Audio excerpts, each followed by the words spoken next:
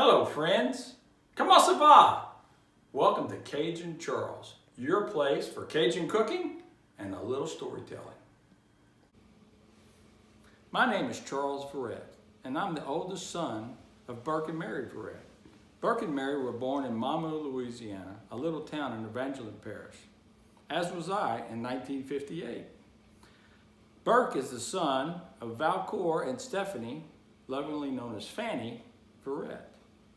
My mom's parents were Onizim and Enabel Vidrine.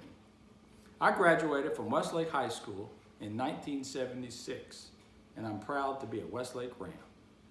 Over the years, after I graduated from McNeese University, I finally got the itch to learn how to cook.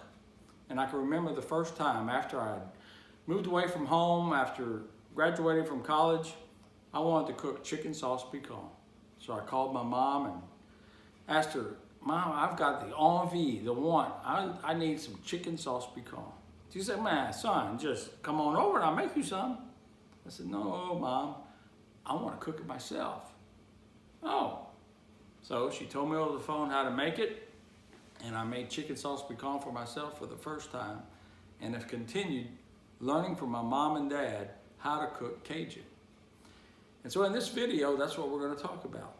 Is how to cook Cajun, how I learned from my mom and dad, and how my mom learned from her parents, Onizim and Enabel Vidrine.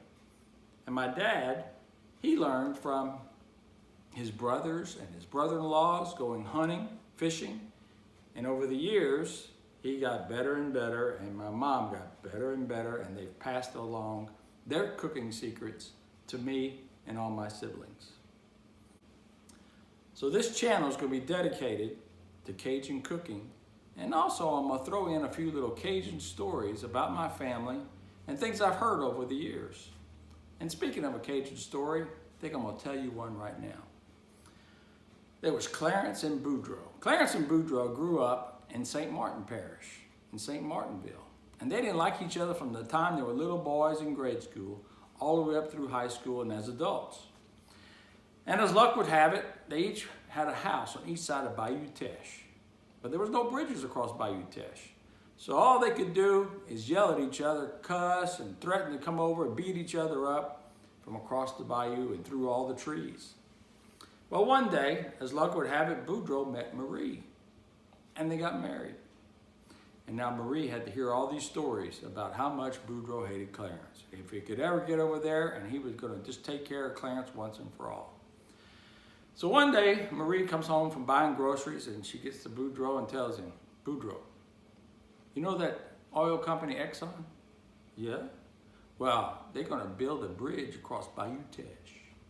He says, "When that's built me, I'm going to go across that bridge, and I'm going to take care of Clarence once and for all. Marie, you let me know when that bridge is done." She says, "Okay, I'll do that for you, Boudreaux." So some time passed, and one Saturday morning, Boudreaux's eating his breakfast there in the kitchen. And Marie looked at him and said, "Hey, Boudreaux, you know that bridge Exxon's been building?" He goes, "Yeah, Shy, it's finished."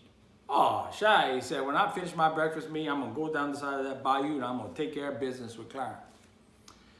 So he finished his breakfast and he started walking down the side of the bayou, and Marie's watching out the window, and she's just kind of like, finally, all this is going to be over. So he starts thinking about walking down the bayou, all the different ways he's going to beat up Clarence. And he starts walking across that new bridge. And he gets about halfway across him, and he turns around and he goes back home. Goes back in the house.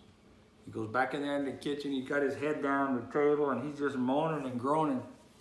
And Marie said, "Boudreaux, what's the matter for you? All this time you want a bridge to take care of Clarence? And you got you one. Exxon built you a bridge. You go over there and you get halfway across and you come home? I don't understand me." He says, he picked his head up. He says, "Marie, I was thinking about all the different ways I was going to take care of Clarence. I got about halfway across that bridge, and they got this sign up there that said, 'Clarence, 8'10". He didn't look that big from across the bayou." So there you go, Clarence and Boudreaux.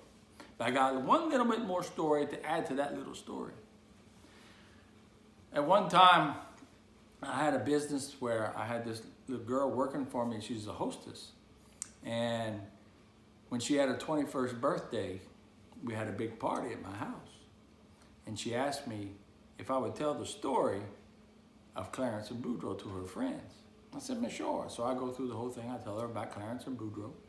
Everybody's laughing. She says, "Mr. Fred, I got to tell you one little thing." I said, "Well, sure, what's that?" "All them times you told that story, I'd laugh with everybody else, but I didn't get it. But the other day, I was in the drive-thru at McDonald's, and I'm sitting there in line, and as I got closer and closer to the speakers to place my order, I saw the sign up there. It said clearance, 9 feet 6 inches. I just busted out laughing right there in my car. I finally got it. So there you go, friends. So I hope you enjoy our videos. Au revoir. Bonsoir. Hello, friends. If you would like to ride along with me in my P-Row and learn some more about my Cajun cooking and hear a few more of my Cajun stories, click the subscribe button below. And if you would like to know when I've docked my little P-Row and ready to cook and tell stories, hit the little bell. Merci beaucoup.